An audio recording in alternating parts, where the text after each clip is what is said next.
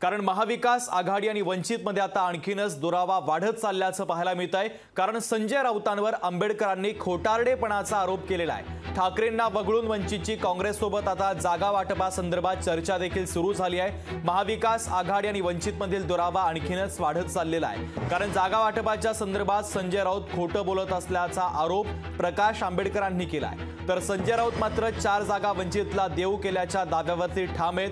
आंबेडकर आणि राऊतांमधील आरोपांमुळे आता वंचित आणि महाविकास आघाडीमधली दरी मात्र वाढत चाललेली आहे। तर महत्त्वाची राजकीय बातमी आपण पाहतोय। महाविकास आघाडी आणि वंचित मध्ये आता आणखीनच दुरावा निर्माण होत चालल्याचं चित्र आहे।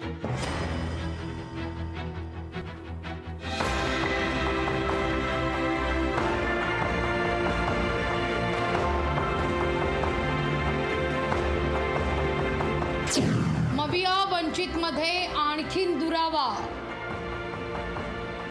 संजय राऊतांवर आंबेडकरांचा खोटारडेपणाचा आरोप। ठाकरेंना वगळून वंचितची काँग्रेसशी जागा वाटपाची चर्चा।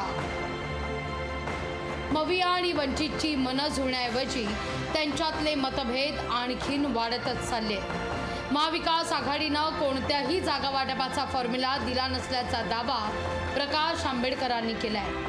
शिवसेना उद्धव बाळासाहेब ठाकरे पक्षाशी चर्चा करण्याऐवजी थेट काँग्रेसशी जागा वाटपाची चर्चा सुरू केल्याचा दावा प्रकाश आंबेडकर यांनी केला। संजय राऊत यांनी मात्र महाविकास आघाडीनं 4 जागांची ऑफर दिल्याचा दावा केलाय।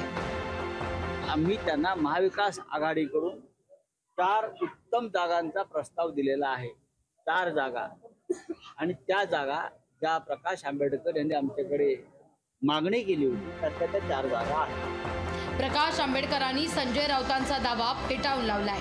संजय राऊतांसोबत जागा वाटपाची चर्चा करत नसून महाविकास आघाडीशी चर्चा सुरू असल्याचा दावा प्रकाश आंबेडकरांनी केलाय। संजय राऊत खोटं बोलत असल्याचा आरोपही त्यांनी केला।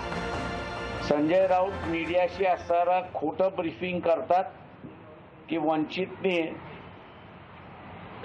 आमच्याकडे जागाच मागितलेल्या नाहीत। महाविकास आघाडी बरोबर आम्ही असताना बसतोय, संजय राऊतांबरोबर आम्ही बसत नाही।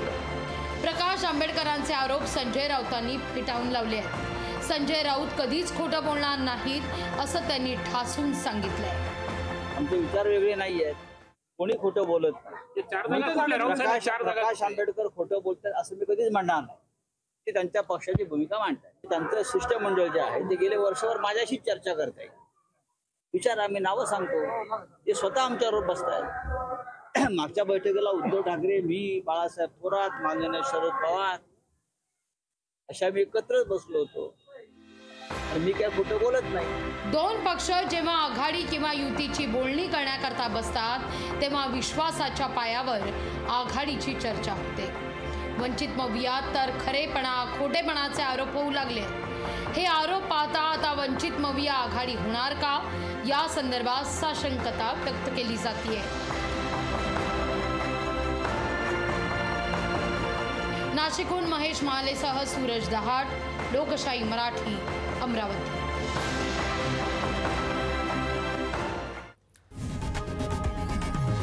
लोकशाही मराठी ऐका, पहा, जागरूक रहा।